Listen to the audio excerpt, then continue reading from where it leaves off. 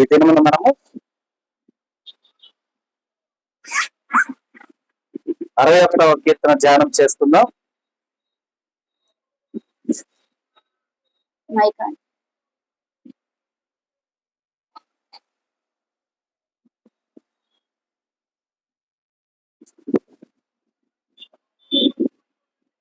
దేవా, నా మొర్ర ఆలకింపు, నా ప్రార్థన చెవి ఎరుగు. నా ప్రాణము కల్లడిల్లగా బోధినంతము నుండి నీకు మొదలుపెట్టుచున్నాను. నేను ఎక్కలేనంత ఎత్తైన కొండపైకి నన్ను ఎక్కించును. నేను నాకు ఆశ్చర్యంగా ఉంటుంది, శత్రువు మీదట బలమైన కోటగా ఉంటుంది. యుగ యుగమును నేను నీ గుడారంలో నివసించదను, నీ రెక్కల చాటున దాముకున్నాను. దేవా, నీవు నా మొదటి అంగీకరించి ఉన్నావు. నీ నామం నుండి భయభక్తులు గల వారి స్వాస్థ్యం నీవు నాకు అనుగ్రహించి ఉన్నావు. రాజులకు దీర్ఘాలు కలుగు చేయదు గాక, అతని సంవత్సరంలో తలతరము నమ్ముచును గాక.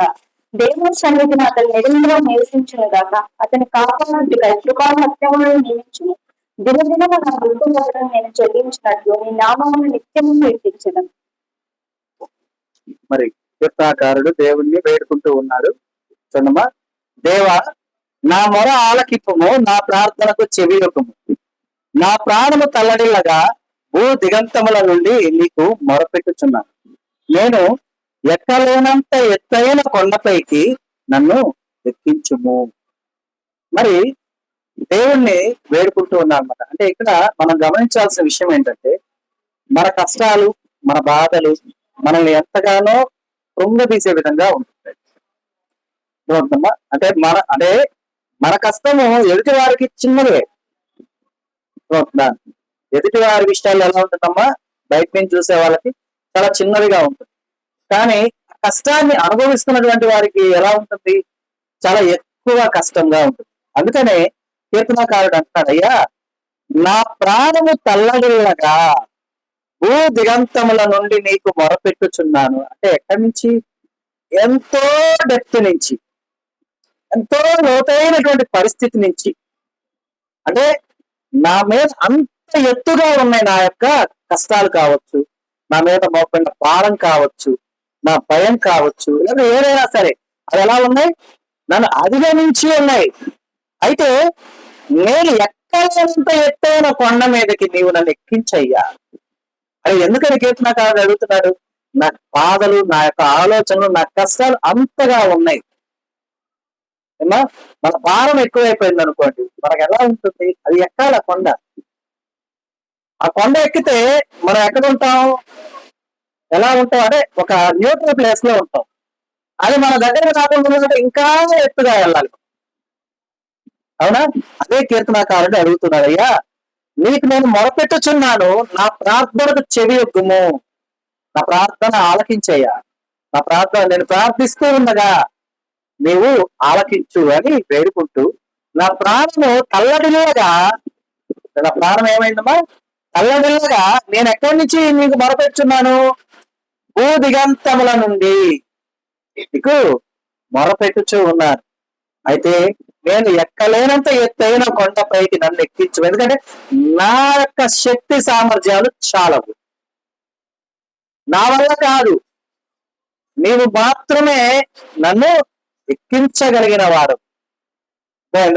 నీ ఒక్కరివే నన్ను రక్షించగలిగేది, నన్ను నిలబెట్టగలిగేది, ఉన్నతమైనటువంటి స్థితిలో నన్ను ఉంచగలిగేటటువంటి వాడు. అందుకే నీకు మొరపెట్టుచున్నాను. ఎందుకంటే నీవు నాకు ఆశ్రయముగా ఉంటివి, శత్రువుల ఎదుట బలమైన కోటగా ఉంటివి. అంటే నువ్వు నాకు ఎలా ఉన్నావు? ఎందుకు నువ్వు మొరపెడుతున్నానంటే, నువ్వు నాకు ఆశ్రయముగా ఉన్నావు కదయ్యా. అంతేకాదు, నా శత్రువుల ఎదుట ఎలా ఉన్నావు? బలమైనటువంటి కోటగా ఉన్నావు. కోట బలంగా ఉంటే శత్రువు దాడి చేయగలుగుతారమ్మా? దాడి చేయగలుగుతారా? మనకు పురాతన కాలంలో మన రాజుల కట్టడాలు కనుక మనం అప్పుడప్పుడు చూస్తుంటాం, గోల్కొండ అని ఇలాంటి వాటికి వెళ్తూ ఉంటాం. వాళ్ళు ఏం చేస్తారు? ఎత్తైన ప్రాకారాలు కడతారు. ఎందుకని? శత్రువులు ఎక్కి రావడానికి వీలు లేకుండా. చాలా మంది ఆ ఫిరంగులతో ఆ గోడల్ని పేలుస్తూ ఉంటారు. మరి పేల్చేటప్పుడు ఆ మందుగుండ్లకి పడిపోకుండా ఉండడానికి ఎలా చేస్తారు? స్ట్రాంగ్ గా చేస్తారు. అంటే మనం ఈ లోకంలో ఇసుకతోనో, సిమెంట్ తోనో, కంకరతోనో, లేదంటే పాత కాలాల్లో ఉన్నటువంటి ఆ యొక్క పదార్థాలతో కట్టబడినటువంటి ఆ కోటని అంత దృఢంగా ఉండి ఆ రాజుని కాపాడుతూ ఉంటే దానికి 1000 రెట్ల శక్తివంతుడైనటువంటి మన దేవుడు మనకు ఆశ్రయముగాను బలమైన కోటగాను ఉంటే ఏ కష్టమైనా మనల్ని బాధించగలుగుతా? అది కష్టమైనది బాధించదమ్మా, గమనించండి. ఆ కష్టాన్ని మనం ఆలోచించి ఆ ఆలోచన మనల్ని బాధిస్తుంది. అర్థమవుతుందా? ఇప్పుడు మనం నడుచుకుంటూ వెళ్తున్నాం, ముళ్ళు గుచ్చుకుంది, ఆ ముళ్ళు తీసేసాము, అక్కడ దాకా బాగానే ఉంది. ఇక మొదలైతే ఆలోచన, ఇది గుచ్చుకుంది, నీ కాలు సెప్టిక్ అయితే, నీ కాలు రేపటికి వాసిపోద్దేమో. ఈ ఆలోచనలు నేనేం చేస్తాయి? అమితంగా భయపెడతాయి. వెంటనే పరుగున డాక్టర్ దగ్గరికి వెళ్ళటం, ఇంజక్షన్లు, మెడిసిన్స్, టాబ్లెట్స్ ఇవన్నీ యూజ్ చేస్తాం. అంటే వాడద్దు అని అన్నం, ఆందోళన ఎందుకు అని నిమ్మలంగా గుచ్చుకుంది, ప్రశాంతంగా డాక్టర్ దగ్గరికి వెళ్ళి చూపించుకొని, ఎందుకు టెన్షన్? ఒక లోకంలో ఒక మాట ఉంటుంది, ఎంత విషమున్న పాము కరిచినా కూడా దానికి ఒక సర్టైన్ టైం ఉంటుంది మనిషి చనిపోవటానికి. అది 10 నిమిషాలు కావచ్చు, 1 గంట కావచ్చు, 2 గంటలు కావచ్చు, 1 పూట కావచ్చు అనుకోండి. ఆ వినం మనలోకి వెళ్ళే దాన్ని బట్టి ఉంటుంది, ఆ స్పీడ్ ని బట్టి ఉంటుంది అనుకోండి, ఆ విషయం ఉన్నటువంటి బలాన్ని బట్టి ఉంటుంది అనుకోండి. నువ్వు టెన్షన్ పడితే త్వరగా మరణిస్తారు. అర్థమవుతుందా? ఇప్పుడు ఒక పాము కాటేసింది ఒక మనిషిని, ఒక 4 గంటల్లో మనిషి చనిపోతాడు అనుకున్నాం. ఆ పాము విషయానికి విరుగుడు లేకపోతే. అదేనమ్మా, ఇప్పుడు అది కరిసింది, 4 గంటల సమయం నీకుంది. ఈ 4 గంటలు నువ్వు డాక్టర్ దగ్గరికి వెళ్ళిపోయి ట్రీట్మెంట్ తీసుకుంటావు, ఏమవుతావు? రక్షించబడతావు. కానీ నువ్వు టెన్షన్ పడ్డావు అనుకో, 4 గంటలకు రావాల్సిన మరణం 1 గంటలోనే వస్తుంది. ఎందుకని? నీ ఆందోళన, నీ కంగారు ఏం చేస్తుందంటే నీ బ్లడ్ సర్క్యులేషన్ ని స్పీడ్ చేస్తుంది. అంటే నిదానంగా వెళ్ళాల్సిన పాయిజన్ కాస్త ఎలా వెళ్ళిపోద్ది? స్పీడ్ వెళ్ళిపోద్ది. అర్థమవుతుందా? కాబట్టి అంటే నాట్ ఓన్లీ పాయిజన్ అంటుంది, ఏదైనా సరే మనం కంగారుతో, టెన్షన్ తో ఉన్నాము అంటే సరైన ఆలోచనని మనం పొందుకోలేము.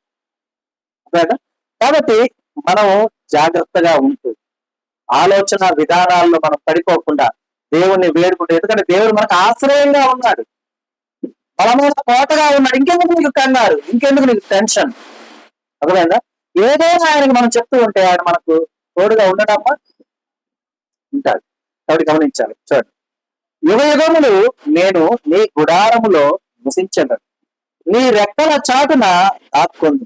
దేవా, నీవు నా మొక్కుబడుల అంగీకరించి ఉన్నావు, అంటే మొక్కుబడులను అంగీకరించి ఉన్నావు. నీ నామందు భయభక్తులు గల వారి స్వాస్థ్యము నీవు నాకు అనుగ్రహించి ఉన్నావు. అంటే స్వాస్థ్యాన్ని ఎవరికి ఇచ్చానంటున్నాడు? కీర్తనకారుడు ఏమంటాడు? దేవా, నీవు నా మొక్కుబడులను అంగీకరించి ఉన్నావు. మన మొక్కుబడులు ఉంటాయి ఇక్కడ, మన మొక్కుబడులు దేవుడు అంగీకరిస్తాడు. అయితే నీ నామందు భయభక్తులు గల వారి స్వాస్థ్యము నీవు నాకు అనుగ్రహించి ఉన్నావు. మరి దేవుని యందు భయభక్తులు కలిగి ఉంటే మన స్వాస్థ్యం ఉంటుంది, అది మరలా దేవుడు మనకు దయచేస్తాడన్నమాట. అదే చెప్తున్నాడు, ఏమంటున్నాడు కీర్తనకారుడు? యుగములు నేను నీ గుడారంలో నివసించదను, అలాగే నీ రెక్కల చాటున దాక్కొందును. మనం భయపడితే వెళ్ళిపోయి ఇంటి తలుపు చాటునో, లేకపోతే ఇంట్లో ఉన్న మంచం చాటునో, లేదంటే బీరువాలోనో, లేకపోతే ఫ్రిడ్జ్ వెనకాలో, ఇంకో చోట ఇలాంటి భయాలు కాదు మనకు ఉండాల్సింది. అవి ఎంతసేపు మిమ్మల్ని కాపాడతాయి? ఏమా, ఫ్రిడ్జ్ పక్క వేస్తే కనపడతావు, మంచం ఎక్కితే కనపడతావు, తలుపు వేస్తే కనపడతావు, కనపడతావా లేదా? కానీ అంటే ఇక్కడ ఏదో తప్పు చేసి పారిపోవడం, దాక్కోవడం దాని గురించి నేను అనట్లా. నీ కళ్ళకు కనపడని, నిన్ను భయపెట్టేటటువంటిది ఏదైనా ఉంటే నువ్వు మరుగై ఉండాలని నువ్వు యోచించినప్పుడు నువ్వు దేవుని సన్నిధానమునకు వెళ్ళాలి. దేవుని రెక్కల మాటలు నిన్ను దేవుడు మరుగు చేస్తాడు. అది అక్కడ అర్థం ఏంటంటే, ఆ నిన్ను భయపెట్టే భయానికి నిన్ను కనపడి కూడా చేస్తాను కాదు అక్కడ అర్థం. నిన్ను భయపెట్టే భయాన్ని దేవుడు నీకు దూరం చేస్తాడు. అర్థమవుతుందా? నేను నీకు తోడే అని చెప్పి నిన్ను కాపాడుతాడు. అంతేకాదు, అయితే ఇక ఒక చిన్న విషయాన్ని గమనించండి.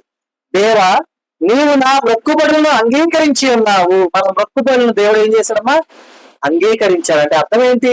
మనం ఏమైనా మొక్కుంటాం, వాటిని దేవుడు ఓకే సరే అన్నాడు అనుకోండి, అప్పుడు ఆయన అంగీకరించి ఉన్నాడు. కాబట్టి మనము ఆయన యందు భయభక్తులు కలిగిన వారుగా ఉంటే మన స్వాస్థ్యాన్ని మనం పొందుకుంటాం. అర్థమైందా? అదే చెప్తున్నాడు, నీ నామమందు భయభక్తులు గల వారి స్వాస్థ్యము నీవు నాకు అనుగ్రహించి ఉన్నావు. అంటే భయభక్తులు కలిగిన వారు ఎవరు? దేవుని బిడ్డలైనా? దేవుని బిడ్డలైన వారికి దేవుని యందు కలిగిన స్వాస్థ్యం ఏంటి? దేవుని యొక్క ఆశీర్వాదమేనా? అవునా? మరి కీర్తనకారుడు ఏమంటున్నాడు? నీ నామమందు భయభక్తులు గల వారి యొక్క స్వాస్థ్యము. వారి స్వాస్థ్యం ఏంటి? దేవుని ఆశీర్వాదం. ఆ స్వాస్థ్యాన్ని మరలా ఎవరికి ఇస్తున్నాడు దేవుడు? నీవు నాకు అనుగ్రహించి ఉన్నావు. అర్థమవుతుందా? అంటే ఇక్కడ అబ్రహాము గారి ఆశీర్వాదం నెక్స్ట్ ఎవరికి వచ్చింది? ఎవరికి వచ్చిందమ్మా? ఇస్సాకు వచ్చిందా? ఇస్మాయిల్కి వచ్చిందా? ఇస్సాకేనా? ఇస్సాకు గారి ఆశీర్వాదం ఎవరికి వచ్చింది? ఎవరికి? ఏసావుగా?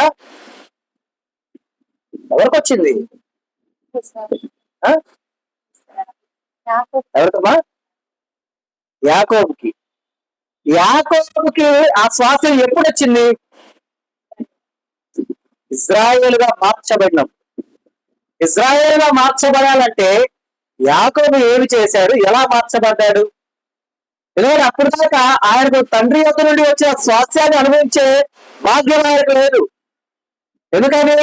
అమ్మకు చేసిన ఆ యొక్క మోసానికి భయపడి తల్లి పంపించేస్తుంది ఇంట్లో నుంచి. వెళ్ళిపోయి దూరం కావడం, మీ మావ దగ్గరికి వెళ్ళి బ్రతుకు అని చెప్పేసి.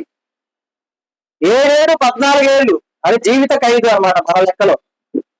ఆయన శిక్ష అనుభవించి, అంటే మన లెక్క ప్రకారం చెప్తున్నా, అంటే దేవుని యొక్క ఆలోచన విధానంలో శిక్ష అనుభవించేలాగా దేవుడు చేశాడు. అర్థమైందా? దేవుడు నా బిడ్డలు అన్నంత మాత్రాన తప్పు చేస్తే వాళ్ళని క్షమించి వదిలేసే దేవుడు కాదు. అర్థమైందా? వారు చేసిన తప్పుకు తగ్గ శిక్షను వారితో అనుభవింపజేస్తాడు. ఎందుకంటే వాడు ఎలా ఉండాలి? దేవుళ్ళకి వచ్చినప్పుడు నిందారహితంగా ఉండాలి. అర్థమైందా? మరి స్వాస్థ్యాన్ని అనుభవించే ఆశీర్వాదం పొందినటువంటి ఆ యాకోబు 14 సంవత్సరాలు బానిసగా బ్రతికి తిరిగి వచ్చాడు. అర్థమైందా? సో అప్పటి నుంచి స్టార్ట్ అయింది ఆయన ఆశీర్వాదం. అలాగే మనం కూడా కొన్ని మొక్కుబడులు చేసుకున్నప్పుడు మనము దేవునిలో ఆ మొక్కుబడులు దేవుడు అంగీకరించే విధంగా ఉండాలి. అంగీకరించిన విధంగా మనం కూడా భయభక్తులు కలిగిన వారుగా ఉంటే ఆ అబ్రహాము గారికి ఇచ్చినటువంటి ఆశీర్వాదం క్యారీ ఫార్వర్డ్ అవుతూ మన దాకా వస్తుంది. మన తర్వాత మన బిడ్డ తరాలకి వస్తుంది. ఏ విధంగా వస్తుంది? స్వాస్థ్యముగా వస్తుంది. అర్థమైందా? స్వాస్థ్యము అంటే ఏంటి? హక్కు. అర్థమవుతుందమ్మా? ఆ హక్కుగా దేవుడు అనుగ్రహిస్తాడు అనమాట. కాబట్టి గమనించాలి. అలాగే చూడండి, రాజులకు దీర్ఘాయువు కలుగజేయుడు గాక, అతని సంవత్సరములు తరతరములు గడుచును గాక. మళ్ళా దేవుడు ఏమంటాడు? కీర్తనకారుడు ఏమంటాడు? దేవుడిని ఏమని వేడుకుంటాడు? అయ్యా, ఒక పక్క ఆ రాజుని చూసే భయపడిపోతున్నాను. అవునా? అప్పటికి దావీదు గారు రాజు అయ్యారా? అయ్యారమ్మా? సరే, ఇప్పుడు ప్రస్తుతానికి ఆయన ప్రాణభయంతో పారిపోతూ ఉన్నారు కదా, దాక్కుంటూ ఉన్నారు కదా, కొండ గుహల్లోనో ఎక్కడో చోట ఆయన దాక్కుంటూ ఉన్నాడు. దాక్కుంటూ దేవుణ్ణి ఆరాధిస్తున్నాడు, దేవునికి ప్రార్థిస్తున్నాడు, దేవునికి వివరిస్తున్న ఆయన పరిస్థితులన్నీ దేవుని యొక్క నుండి సహాయమును పొందుకుంటున్నాడు. అలాగే ఆయన ఏమంటున్నాడు చూడండి, రాజును మరుక్షణం చంపేయ్యా. అదే కదా అన్నాడు అక్కడ. అదే రండి, దీర్ఘాయువు కలుగు చేయమంటున్నాడు. అంతేకాదు ఇంకా ఏమంటాడు? అతని సంవత్సరాలు ఎలా ఉండాలంటాడు? అంటే ఇక్కడ ఒక చిన్న విషయాన్ని గమనించండి. దావీదు గారు రాజ్యాధికారము పొందగలిగిన వాడే అయినా కూడా ఇక్కడ ఏమంటున్నారు చూడండి, రాజులకు దీర్ఘాయువు కలుగు చేయడు గాక. అంటే ఎవరైతే ఇజ్రాయేలుకు రాజుగా ఉంటారో ఆ రాజునే అక్కడ అర్థం వస్తుంది. ఓకే, ఇంకొక విధంగా ఆలోచిస్తే ప్రజెంట్ ఉన్న రాజు అనేది అర్థం వస్తుంది. అవునా కాదా? అంటే ఇక్కడ మనం నేర్చుకోవాల్సింది ఏంటంటే, మీ శత్రువైన వారైనా ఎవరైనా సరే వారి నాశనాన్ని మనం కోరుకోకూడదు. వారి ఉన్నతిని కోరుకోవాలి, వారి అభివృద్ధిని కోరుకోవాలి. అర్థమైందా? అందుకే కీర్తనకారుడు దేవుణ్ణి వేడుకుంటూ ఉన్నారు. ఏమంటున్నాడు? రాజునకు దీర్ఘాయువు కలుగజేయ, అతని సంవత్సరములు తరతరాలు, అంటే బిడ్డ బిడ్డ తరాలని ఆయన చూసేలాగా ఆ దీవించు ఆయన్ని అంటున్నారు. ఇంకా చూడండి, దేవుని సన్నిధిని అతడు నిరంతరము నివసించును గాక, ఇంకా అతన్ని కాపాడుటకై కృపా సత్యములను నియమించుము. మళ్ళీ ఎంతమంది ఉన్నాం ఈ రీతిగా వేడుకునేవారు? ఇక్కడ మరలా హేతువరి గారు అనేకులు ఉంటారు. ఏమని? నెక్స్ట్ దావీదు గారు రాజు అయ్యేది, అందుకని దావీదు గారి విషయమే మాట్లాడుతున్నాడేమో.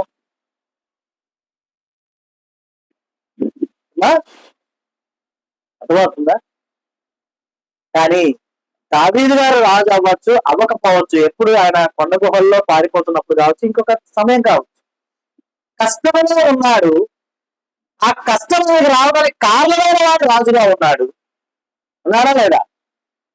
మరి ఆ రాజుని శపించమని అడగట్లా, రాజుని దీర్ఘాయువు రాజునకు దయచేయండి. అంటే ఇక్కడ ఆయన ఇంటెన్షన్ ఏంటంటే, అయ్యా రాజు మరణించొద్దు, రాజు తన తరతరాలు బిడ్డ బిడ్డ తరాల్ని చూసేలా దీవించు, అలాగే రాజు మనస్సు మార్చు అని ఇందులో లోతైన అర్థాన్ని కలిగే విధంగా వేడుకుంటాను అనమాట. అంతేకాదు, దేవుని సన్నిధిని అతడు నిరంతరం నివసించును గాక. గర్వంతో ఊగిసలాడుతూ ఉన్నాడు. నాశనానికి ముందు గర్వం నడుస్తుందయ్యా అంటే ఆ గర్వాన్ని తీసివేసి అతడు నీ సన్నిధానంలో నిరంతరం నివసించే విధంగా నీవే చూడాలి. అంతేకాదు, అతన్ని కాపాడుటకై కృపా సత్యములు నియమించుము. రాజుని కాపాడుటకు కృపా సత్యములు ఏం చేయమంటున్నాడమ్మా? నియమించమంటున్నాడు. అవునా? దినదినము నా మొక్కుబడులను నేను చెల్లించున్నట్లు నీ నామమును నిత్యము కీర్తించదను. చూడండి, మరలా కీర్తన చివరిగా ఏమంటున్నాడు? దినదినము నా మొక్కుబడులను నేను చెల్లించున్నట్లు. అంటే ఇక్కడ ఈ చివరి దానికి అర్థమైందంటే, మొక్కుబడి నేను ఏదైతే చేసి ఉన్నానో అయ్యా, దాన్ని చెల్లించే విధంగా నీ నామమును నిత్యము కీర్తిస్తా. ఎందుకు అంటే, మొక్కుబడి అనగానే నేను నీతో చేసుకున్న ఒప్పందమయ్య, నీతో నేను మాట్లాడినది అయి ఉన్నది. అందు నిమిత్తమై దినదినము కూడా నా మొక్కుబడులను నేను చెల్లించినట్లుగా నీ నామమును నేను కీర్తిస్తాను. అంటే దాని అర్థం ఏంటి? గుర్తించుకుంటా. కానీ మొక్కుబడి చెల్లించడానికి ముందుగా ఆయన ఏమడుగుతున్నాడు? రాజుని కాపాడమంటున్నాడు, రాజుని దేవుడి సన్నిధిలో ఉంచమంటున్నాడు, రాజు యొక్క బిడ్డ బిడ్డ తరాల్ని ఆయన చూసే విధంగా ఆయన సంవత్సరాలని పొడిగించమంటూ ఉన్నాడు. రాజులకు ఏం దయచేయమంటున్నామా? దీర్ఘాయువుని దయచేయమంటున్నాడు. అంటూనే ఏమంటున్నాడు? నేను నీ ఎదుట చేసుకున్న మొక్కుబడులు ఏవైతే ఉన్నాయో వాటిని నేను చెల్లించినట్లుగా నీ నామమును నేను నిత్యము కీర్తించదను. అంటే అనుక్షణం నీ నామాన్ని గుర్తుంచుకొని నేను నీతో ఏదైతే ఒప్పందం చేసుకున్నానో ఆ యొక్క సమస్త ఒప్పందాలన్నీ కూడా నేను చెల్లించేలాగా నేను ఎప్పుడు కూడా కీర్తిస్తూ ఉంటానయ్యా అని కీర్తనాకారుడు వివరిస్తూ ఉన్నాడు. కాబట్టి మనం కూడా మన జీవితాల్లో మనం మన కష్టాల్లో మన బాధల్లో తోడే ఉన్న దేవునికి మనం కొన్ని సందర్భాల్లో మాట్లాడినటువంటి మాటలను మనం నెరవేర్చినట్టు ఆయన సహాయాన్ని పొందుకునేవారుగా మనం ఉండాలి. కొన్ని కష్టాలు మనల్ని నెట్టివేసే విధంగా వచ్చినా కూడా వాటిని అధిగమించడానికి ఎక్కలేనటువంటి ఎత్తైన శిఖరమైనా సరే దాన్ని నేను ఎక్కేలాగా నాకు తోడై ఉండి నడిపించమని దేవుణ్ణి వేడుకొని ఏదైతే ఆయనతో మనం చేసుకున్నటువంటి నిబంధన ఉన్నదో దాన్ని మనం దేవుని ఎదుట నెరవేర్చుకునేవారుగా ఉండాలి. ఆ రీతిగా మనం నెరవేర్చుకోవటకై దేవుడే తను మనకు తోడై ఉండి మనల్ని నడిపించును గాక. ఆమేన్, ఆమేన్. ఈ దినము దేవుడు మనకు అనుగ్రహించిన తన సత్యవాక్కును బట్టి దేవునికి కృతజ్ఞతాస్తుతులు చెల్లిస్తూ ఉన్నాను. దేవుడు తన వాక్యమును దీవించును గాక. ఆమేన్. అందరికీ వందనాలమ్మా.